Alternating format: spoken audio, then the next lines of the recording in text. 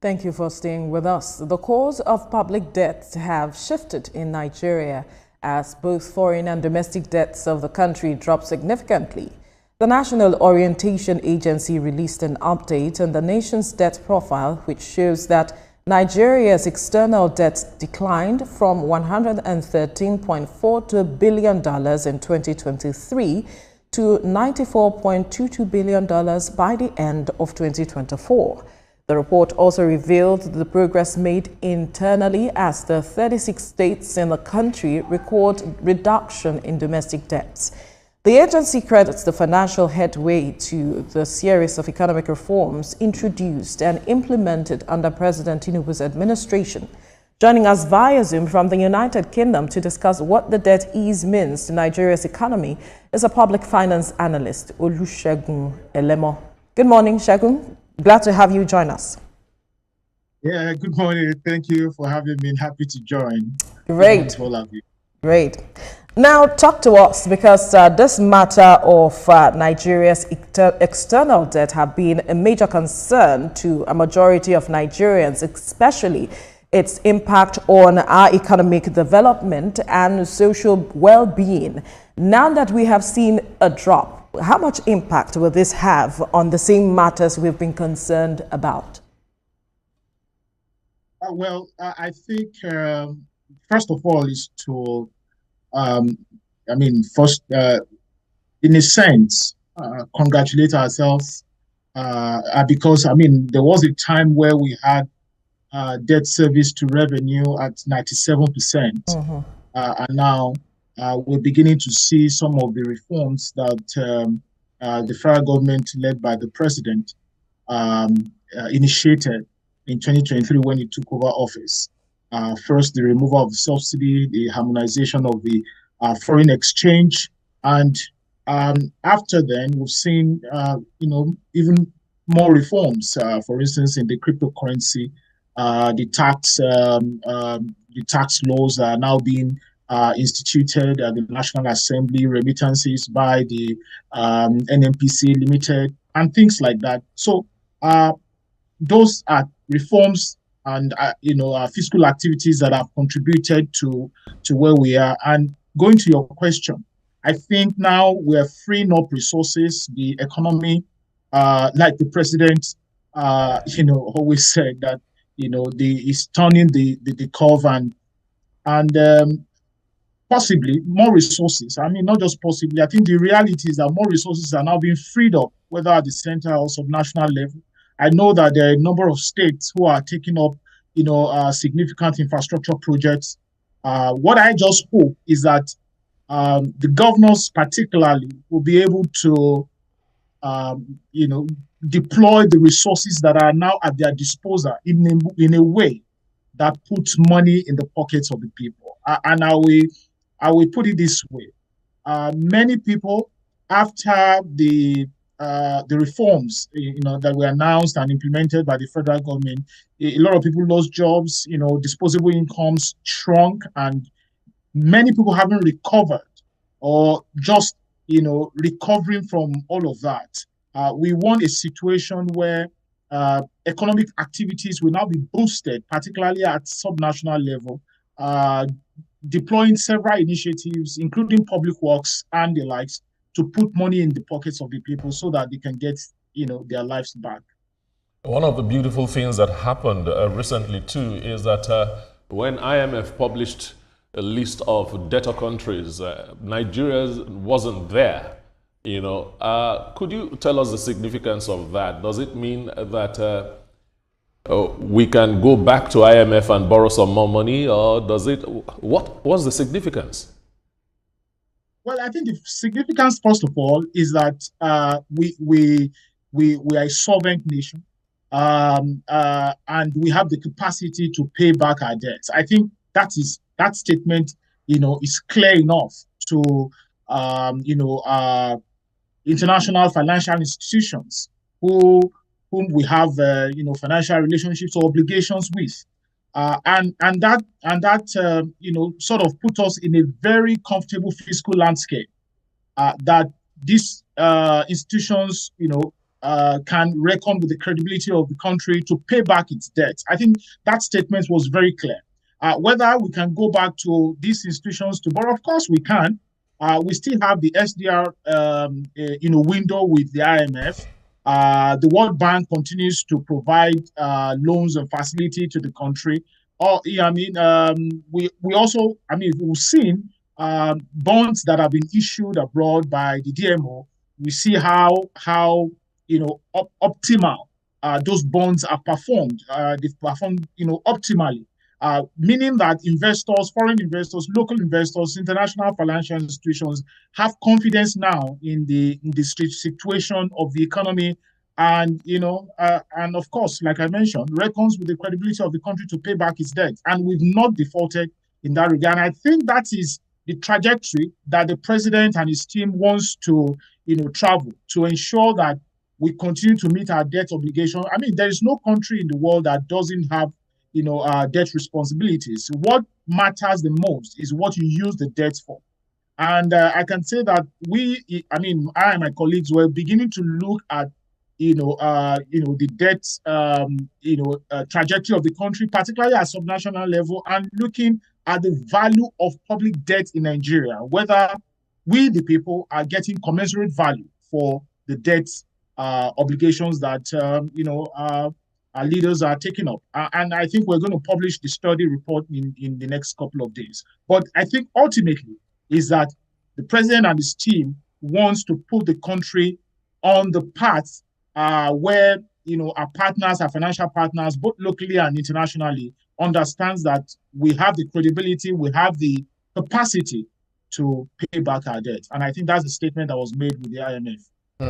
Each time we talk about debt, whether debt reduction or debt relief, I always ask myself the question, is there really any relief anywhere? Because, I find it quite interesting. It reminds me of what this man writes in his book, John Perkins, The Confessions of an Economic Hitman, where he said that developing nations are pushed into unsustainable debt through misleading forecasts and conditional loans, benefiting foreign interest while trapping countries' independency. So if you look at that in the context of our conversation, with Nigeria's debt now at $94.22 billion, are we escaping the debt trap, or are we simply shifting gears within the same neo-colonial playbook? I don't think we're shifting gears as to neocolonialism and all of that. Well, I reckon with the fact that we need to, domesticate our own reality. And over time, I know that even our development banks in Africa have, touched on the fact that the ratings and the forecast that African countries get, is somewhat skewed, to suit certain narratives. And that's why I know that the AFDB and a couple of other stakeholders in that sector are working at creating an institution for Africa that provides the kind of rating that reflects the economic situation and the fiscal standpoints of the countries in Africa. And that's very important. But I think what is equally important here, is that we need to reposition our own country, in particular Nigeria, the fiscal structure in a way that provides financial stability for the country. And I think that's what the whole re-engineering, which the president and his team are about. With all the reforms that have been implemented and the ones that are in the pipeline, to sort of re-engineer the fiscal landscape in a way that, not that we won't take up debts, not that we won't borrow money from our partners anymore, but that we will have, the structure, the fiscal structure locally to generate substantial revenue and, ultimately pay back our debts. And I think that's what is important. And mind you, the net foreign exchange reserve, you see that it's also gone up. I mean, we had, for instance, in 2021, you had the foreign reserve of about 14.5 billion, but then moved down to 8 billion in 2022, and then depleted, or maybe not depleted, but downward spiral, you could put it, at 3.9 billion in 2023.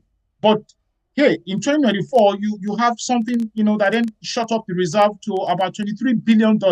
So these are all, benefits of, the reforms, that have been put in place and will definitely put the country back on track in a manner that there is increased confidence, on the part of investors to bring their money here, knowing that their investment is safe and the macroeconomic indicators, will support, economic growth. And I think that's what everybody, is looking forward to.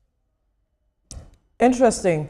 I am looking at what more can be done for us to particularly structure this in such a way that is sustainable and we can still have that decline that we have been speaking about with regards to this debt relief. What more can we do? Well, I think we need to wrap up the tax laws, the tax bills that are currently before the National Assembly. We need to speed up legislation on that. Since all stakeholders are now on the same page on these, tax bills, we need to, quickly resolve everything and make sure the president signs them into law so that we can get more revenue into the treasury. Well, again, there is the school of thought of as to, how do you tax people who are poor? I think the tax bill and the explanations that have gone on with how the tax bills have been drafted, it's to protect, those who, are vulnerable and then tax more on those who have the capacity to pay the tax. And I think we need to get that moving so that we can mobilize more domestic revenue, continue to limit debt to revenue service ratio, and then ensure, that we expand, infrastructure as it is currently ongoing, even though I believe that subnational chief executive will now need to, prioritize what is important. I mean, for some, maybe not constructing airport at this time, maybe is to look at, other, social sectors, that are impacting directly on the well-being and the quality of life of the people. For instance, maybe healthcare, maybe, education, and some, other kinds of infrastructure that improves the quality of life of the people. Maybe those are things that needs to be looked at. But again, I mean, debt service to revenue, 2023 was 97%, like I mentioned earlier. Now at less than 70%, I think that's a very good one. And just to harmonize currently what is being done on the fiscal side, borrow, but borrow responsibly and ensure that we get value for the public debt, and then continue the reforms that the monetary authorities have embarked on, and ensure that they consolidate on it so that the foreign exchange market is what it is and continues to improve. Investors continue to have confidence in the economy. Diaspora remittances continues to come in, and then the whole system is boosted up to provide the needed development. Well, sorry. Earlier on, you alluded to the fact that now that our debt burden has been reduced, governors have more money. I guess that's one of the advantages of servicing your debt. Could you give us some more advantages that Nigerians would see? Because we have policies now, we have reforms now that allows us to service our debts. How does it get to the man on the street? Well, the way it simply gets to the man on the street is if you have an environment that attracts investments, and that kind of environment will be an environment where you have quality infrastructure, where you have where the quality of life is up there, and where you have security, and the likes. So if you have that kind of environment, then you have investors, putting in money, people setting up businesses, small and medium enterprises thriving, and that's how it gets to the common man. When you have that kind of environment, then there's fair competition. You see businesses are able to compete freely, and when there is fair competition in that environment, you see prices dropping. I mean, you can see what has happened, for instance, even in the petroleum industry. For instance, we see stability now, and then you see competition. And then you see prices now, hovering in and out and all of that. That's what a typical, stable economic environment does. But I mean, going back to the question as to other things that we can do, I think that the accountability landscape also needs some. I think it also needs some attention, if I may put it that way. For instance, I know that the federal audit bill is currently sitting, in the National Assembly, has been passed by the House of Reps. Now we're awaiting concurrence by the Senate. Those are things that we can do: push the bill forward and get the president to assent to it, provide more powers to the Office of the Auditor General, so that as we are getting more revenue, we also have the needed oversight to ensure that this revenue that are being put to use deliver value to the people, not just at the center, but also at subnational level. I think these are things that we need to focus on, ensure that the oversight system to deliver public good to the people are in place, not just us taxing the people and getting more money. That's right. So if you look at the historical perspective, Nigeria often faced, or it has been faced with challenges with external debt management, leading to that agreement, if you could recall, the Paris Club in the past. So much so that one is now wondering how some of the debts that we acquire would, eventually pan out.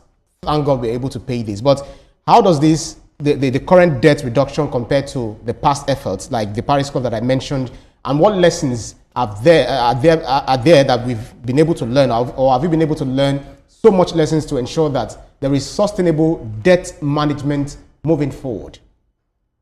Yeah, in terms of sustainability of public debt, what is important is that you have, the domestic environment is enhanced enough to avail you the needed resources. With regards to the Paris Club, we took up debts over a long period that we now got to a point where we realized that, if we're going to pay all of this, it's going to take everything from us, and we had to go negotiate.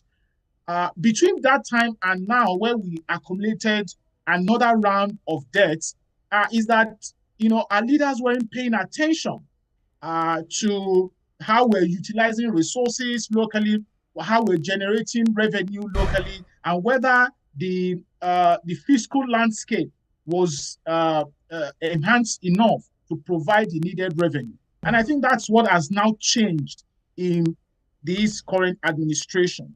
For instance, again, reinstituting or providing a new environment for tax administration and re-engineering the system, making sure that we are not bleeding the foreign exchange reserve in a manner that used to be. And all of that has provided stability and continues to provide stability. So I expect that there will be more revenue domestically over the medium and the long term that will enable us to forecast the kind of debt that we can take up, and provides us, puts us in that space where we have the capacity to continue to repay. Not that you are going to, take up debt and then pay, just like that. Yeah, you have moratorium period, you have, those kinds of leeways that are provided by the financial institutions. But what is important is that whether you can continue to meet your debt service obligation and then the capital repayment, obligations. And I think that with what we have right now, if we continue in this trajectory, we should be able to continue in that way and not get stuck with public, rising public debt in a manner that hangs us in the neck anymore. All right, still talking about this matter of sustainability and revenue generation, because revenue generation is still prone to external shocks. And there are those who are questioning this. Can we sustain this when you look at the level of our revenue generation on the long run? And what are the risks even involved if we are able or not able to do this as we should, if we are having the right revenue generation? Well, I think the non-oil sector is performing very well now. we just need to continue that that pathway to ensure that we provide all the support to the non-oil sector. And I know that even the communication subsector, has been forecasted to do very well in 2025 and 2026, providing, even better inflows to the country. What I think, yes, there is volatility in our mainstay, which is oil. But I think that we need to focus more on the non-oil sector and ensure that we provide all the needed support, attract investments, make sure that the environment is suitable for investment, so that we can improve productivity in that sector. And for the oil sector anyway, we still have an environment which we can get some revenue. We just need to be more responsible with how we utilize revenue from the oil sector in a way that we can use to enhance the non-oil sector and scale productivity in that regard. But I think the opportunities are there. The investors, in diaspora are seeing even more opportunities. And just recently, I think a few days ago, I saw that Petrobras is looking to come back into Nigeria. If there are no opportunities, I don't think Petrobras will consider coming back to Nigeria to develop some more investment. So I think what is important is that we continue to provide the needed environment in terms of security, infrastructure, and monetary space, the fiscal landscape, and all of that. Ensure that we build confidence in our local and foreign investors. Good. Do we have time for one more question? Okay, just before we go, as a finance analyst, if we sustain this debt servicing behavior that we have done because of the policies and the reforms in the financial sector, where do you see Nigeria's economy in the next 2 years?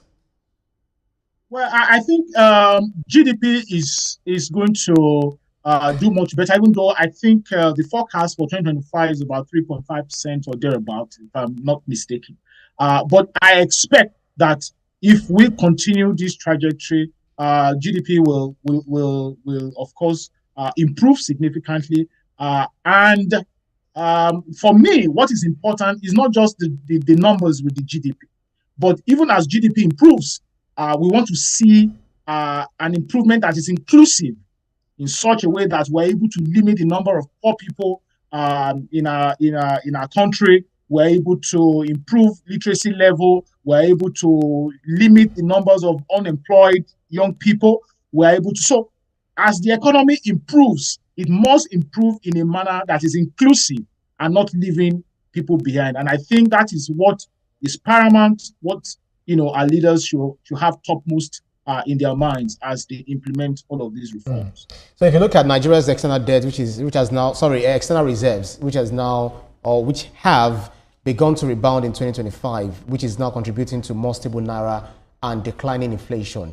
Exactly what do you think this external reserve will be attributed to? Can it be attributed to the reduction in foreign debts? And how do you think this will impact future monetary policy? Well, it can be attributed to reduction in foreign debt, but I think largely is the stability, that we've now seen in the monetary space. I mean, given and it's important to also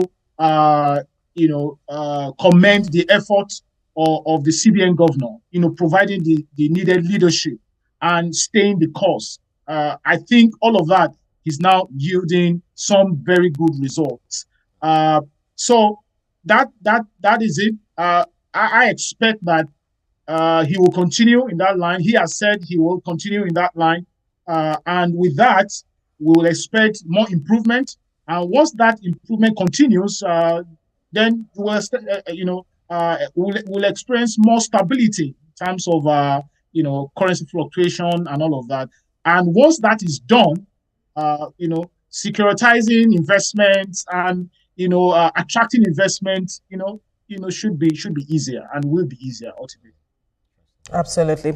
And that's a fine place to leave this conversation this morning. Thank you so much, Public Finance Analyst Olusegun Elemo, for your time on the program. Thank you. Thank you for having me. You're welcome.